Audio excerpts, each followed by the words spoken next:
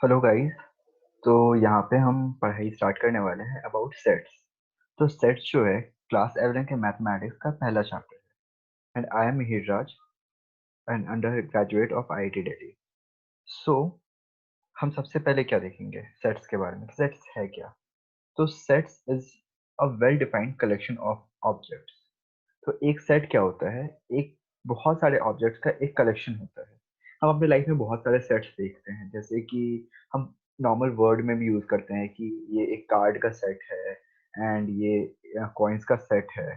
तो वो बहुत सारे कॉइन्स का कलेक्शन होता है, बहुत सारे कार्ड्स का कलेक्शन होता है, तो हम उसे सेट बोलते हैं। तो अब यहाँ पे मैथ्स में क्यों पढ़ रहे हैं, क्योंकि ये जो कलेक्शन है, ये हम मैथ्स में अगर हमें इस कलेक्शन को अच्छे तरीके से दिखाना होगा तो हम इसको एज अ सेट दिखाते हैं। तो इस चैप्टर में हम वही पढ़ेंगे। अब हम कैसे दिखाएंगे, जैसे अगर मुझे बोलना हो कि कोई नेचुरल नंबर है तो हम उसको कैसे बताएंगे, तो हम उसको सेट की तरीके से बता सकते हैं कि we are talking about a set of natural number. हम एक नेचुरल नंबर के सेट के बारे में बात कर रहे हैं। तो हाँ, एक और चीज जो कि बहुत लोग सोचते हैं ऐसा कि सेट जो है, जो हम मैथ्स में भी पढ़ रहे हैं, वो भी जरूरी नहीं है कि कलेक्शन ऑफ नंबर्स है। मैथ्स में पढ़ रहे हैं इसका मतलब ये नहीं है कि वो कलेक्शन ऑफ नंबर्स ही है, वो कलेक्शन ऑफ कुछ भी हो सकता है। कि हमें क्वेश्चंस मिलेंगे जिसमें कलेक्शन ऑफ नेम्स होगा, कलेक्शन ऑफ स्टूडेंट्स होगा, सब कुछ होगा। तो it is a collection of things, कुछ भी हो सकता है वो। तो सेट्स में हम यही पढ़ेंगे, और सेट्स काफी इम्पोर्टेंट टॉपिक है बोर्ड्स के हिसाब से। एंड ये एक स्टैंड अलोन टॉपिक है एज एन 11th। तो इसको हम स्टार्ट कर सकते हैं बिना किसी इसके प्री रिक्विजिट के। इससे पहले कुछ और की ऐसे कुछ एक्स्ट्रा नॉलेज की जरूरत नहीं है, हम इसको स्टार्ट कर सकते हैं। तो कौन कौन से कॉन्सेप्ट्स हैं इस चैप्टर में। तो सबसे पहले तो सेट्स और उनकी उसकी रिप्रेजेंटेशन कैसे होती है, कि हम सेट्स को कैसे रिप्रेजेंट करते हैं। क्योंकि हम सबसे इंपॉर्टेंट चीज है, सेट का आइडिया तो हमें लग ही चुका है, तो हमें रिप्रेजेंटेशन पता होना चाहिए कि मैथ में रिप्रेजेंट कैसे कर रहे हैं। उसके बाद हम बहुत सारे टाइप के सेट देखेंगे। तो पहले आएगा एम्प्टी सेट, फिर आएगा finite infinite sets, equal sets, subsets क्या होते हैं वो देखेंगे हम, पावर सेट क्या होता है, यूनिवर्सल सेट क्या होता है, फिर आएगा वेन डायग्राम। ये सारी चीज काफी, टू गो बैक, ये सारी चीज काफी सिमिलर सी चीज है। यूनिवर्स लाइक सिमिलर तो नहीं है, डिफरेंट कॉन्सेप्ट है, बट इसको समझना आसान है। उसका अर्थ है वेन डायग्राम्स। ये एक डिफरेंट टॉपिक है और इसको समझना मुश्किल नहीं है, बट इम्पॉर्टेंट है। इसको अगर समझ में आएगा तो हम इस चैप्टर को बहुत अच्छे तरीके से समझ सकते हैं। फिर आएगा operations on sets and complements of the set. तो ऑपरेशंस ऑन सेट इसका एप्लीकेशन है कि हम ये जो पढ़ाई कर रहे हैं ना, ये सारी पढ़ाई को ऑपरेशंस ऑफ सेट में यूज करेंगे। तो हम आते हैं, स्टार्ट करते हैं। तो सेट्स एंड इट्स रिप्रेजेंटेशन। तो सेट को रिप्रेजेंट कैसे किया जाता है, तो कर्ली ब्रैकेट में हम करते हैं सेट्स को रिप्रेजेंट। और जो एलिमेंट्स होते हैं, एलिमेंट्स क्या होते हैं, एलिमेंट्स एक सेट के में जो जो भी ऑब्जेक्ट्स हम कलेक्शन, जिनका भी कलेक्शन है, तो उनको, जो भी ऑब्जेक्ट्स हैं उनको हम एलिमेंट्स बोलते हैं। तो जैसे कि ये एक सेट हुआ, कर्ली ब्रैकेट के अंदर है। नोटिस क्या करनी चाहिए वाली, कर्ली ब्रैकेट है एंड सारे ऑब्जेक्ट्स के बीच में कॉमा है, 1, 2, 4, 8। तो ये एक सेट है। तो हम यहाँ पे क्या देख रहे हैं कि ये जो 1, 2, 4 और 8 एलिमेंट्स हैं इस सेट के, एंड ये एक सेट है, ये पूरा एक सेट है। अब हम सेट को डिनोट कैसे करते हैं, ए से डिनोट करते हैं। अब हम इस बारे में बात करेंगे कि इस चैप्टर में, मतलब इस टॉपिक में इम्पोर्टेंट चीज क्या क्या है। इम्पोर्टेंट चीज है एक, कि हमें इसमें roster and set builder form एक चीज होगी, वो अच्छे से पढ़ना पड़ेगा। वो अच्छे से क्यों पढ़ना पड़ेगा, वो समझ, एक अच्छा कॉन्सेप्ट है, ये अगर समझ में आ गया तो आगे की चीजें काफी आसानी से समझ आएंगी। तो ये एक इम्पॉर्टेंट चीज है इसमें। और रिप्रेजेंटेशन में छोटी छोटी चीजें ध्यान में रखनी है कि ब्रैकेट कौन सा है, कॉमा यूज करेंगे, कैपिटल लेटर से नोट करते हैं। बहुत लोग गलती से इसको स्मॉल लेटर यूज कभी कभी कर देते हैं, जो कि एक गलत डिनोटेशन है, और कॉमा से डिफरेंशिएट होता है। ओके। तो एक जो जनरल मिस्टेक एक और होती है लोगों से, वो है कि जो एलिमेंट्स है उसको रिपीट कर देते हैं। लेकिन लाइक अगर मैं बोलूं कि 122 में जो डिजिट्स हैं उनका एक सेट बनाना है, तो वो 1 2 2 नहीं होगा, वो 1 and 2 ही होगा। क्योंकि सेट्स रिपीट नहीं होते। अगर हम कुछ भी लेंगे, अगर मैं बोलूं कि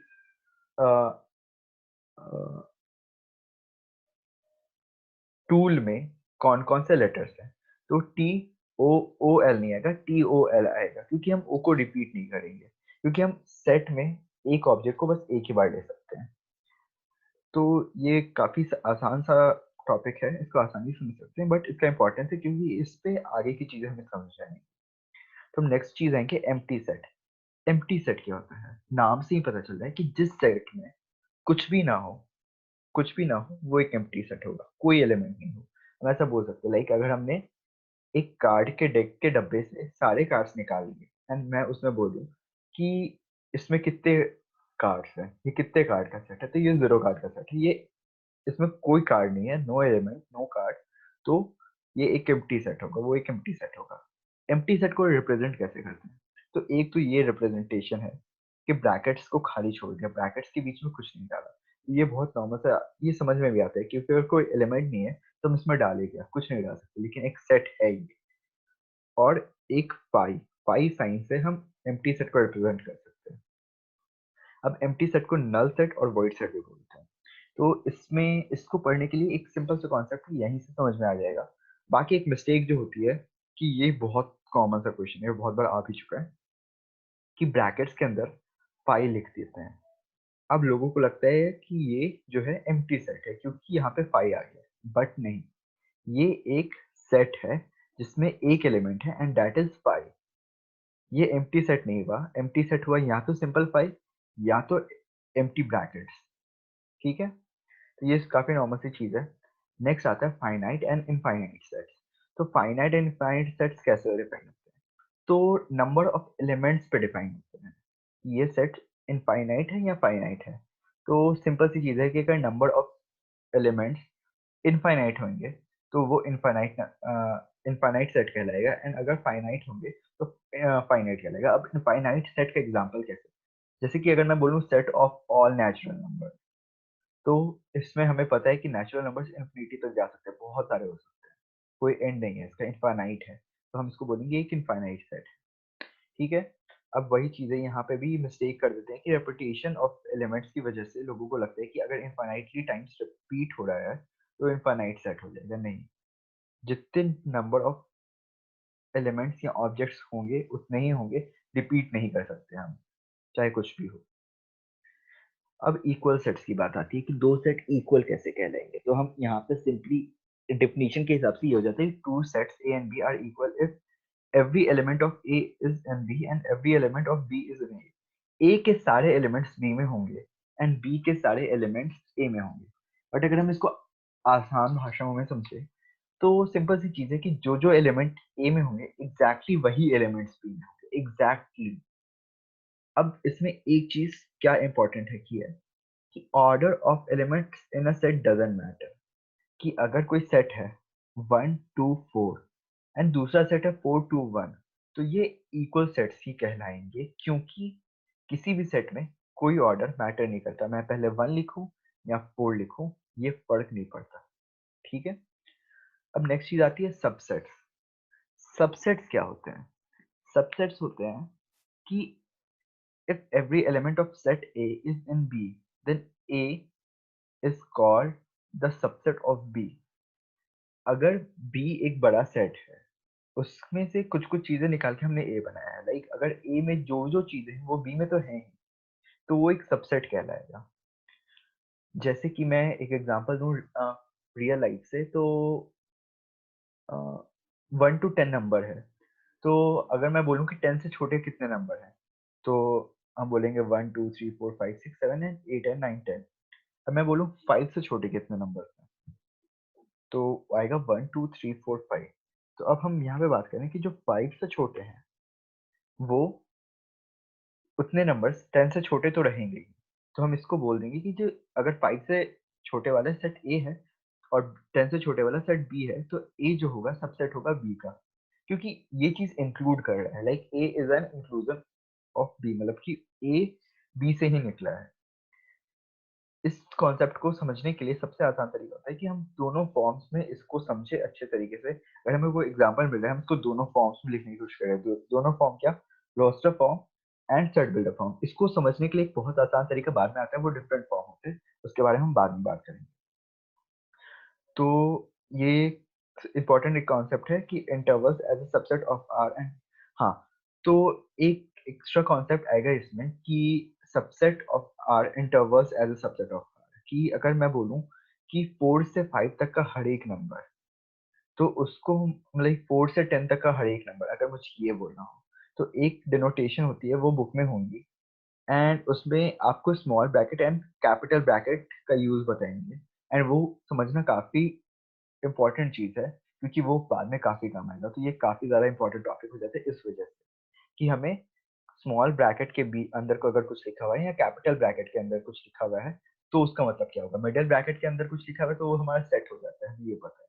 बट अगर स्मॉल एंड कैपिटल ब्रैकेट के अंदर क्या लिखा हुआ है, ये इंपॉर्टेंट है और ये चीज हमें अच्छे से पढ़नी होगी। पावर सेट क्या होता है? पावर सेट एक स्टैंड अलोन कॉन्सेप्ट है कि एक सेट है, उसके जितने भी सबसेट होंगे उससे हमने एक नया सेट बना दिया। जैसे कि 1 2 4 एक, या 1 2 एक सेट है, तो इसके सबसेट्स क्या क्या हो सकते हैं? पाई होगा, पाई मतलब एम्प्टी सेट, इसका कोई एलिमेंट नहीं है क्योंकि वो तो सबका सबसेट होता है। दूसरा होगा 1, सिर्फ 1। तीसरा होगा 2, और चौथा होगा 1 एंड 2, क्योंकि 1 एंड 2 जो ए सेट है वो ए का सबसेट होता ही है। तो हमारे पास उसके 4 सबसेट आ गए। अब इन चारों सबसेट्स का एक अगर हम सेट बना दें तो वो पावर सेट होगा। पावर सेट समझना काफी आसान आसान है। एक मिस्टेक जो हो जाती है लोगों से कि पावर सेट को ऐसा हमें नहीं करना है कि पावर सेट में एलिमेंट्स जो आ रहे हैं वो हम कर्ली ब्रैकेट के बिना लिख रहे हैं, क्योंकि पावर सेट के जो एलिमेंट्स हैं वो खुद एक सेट है, तो हमें उसको हमेशा कर्ली ब्रैकेट के अंदर ही लिखना होगा। तो यहाँ पे 2 बार कर्ली ब्रैकेट आ जाता है, बहुत बहुत रैंडम, बहुत बार होते रहते हैं ये। अब यूनिवर्सल सेट क्या होता है? कि यूनिवर्सल सेट होता है set of all the elements in consideration is that all the sets are subsets is universal set. तो यूनिवर्सल सेट क्या होता है कि हम जिस भी चीज की बात कर रहे हैं, जिस भी चीज की बात कर रहे हैं, उसमें हर एक एलिमेंट को हम ले लें, तो जो सेट बनता है वो यूनिवर्सल सेट होगा।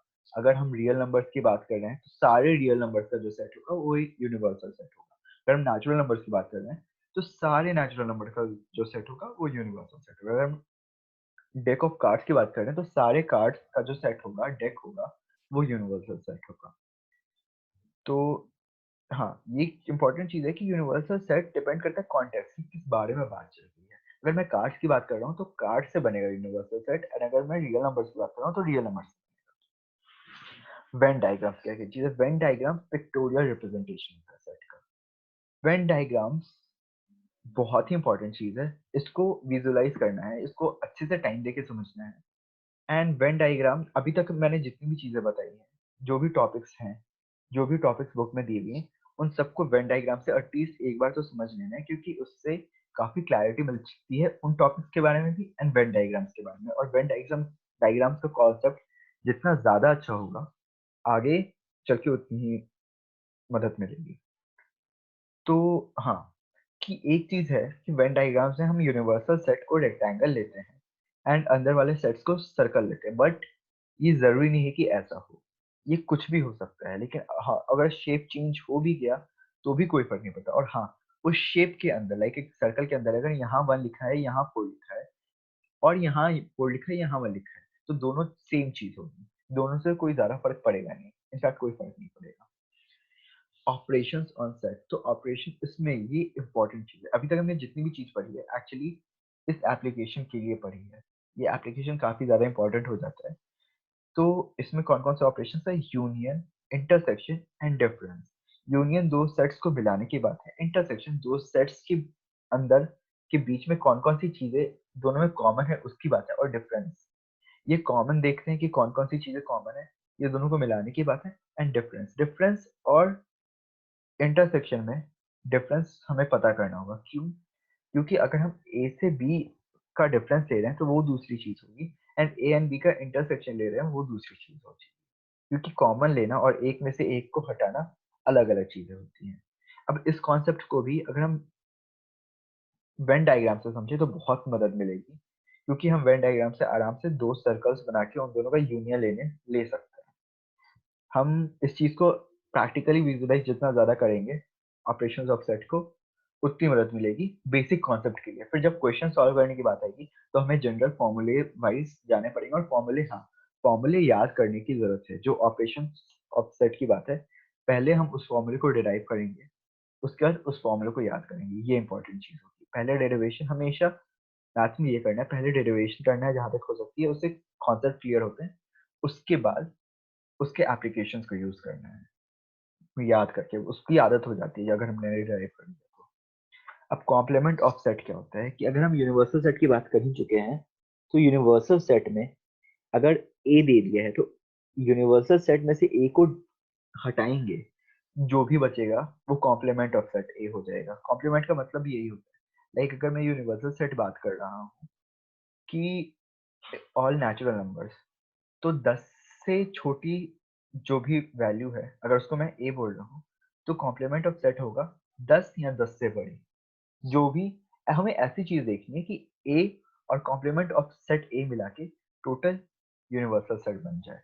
इसी कॉन्सेप्ट को वेन डायग्राम से बहुत आसानी से समझा सकता है, और इसमें कुछ क्वेश्चंस कर ले तो बहुत भी चाहिए। Properties related complement of set से भी प्रॉपर्टी रिलेटेड क्वेश्चन होगी, ऑपरेशंस ऑफ सेट की भी। Thank you.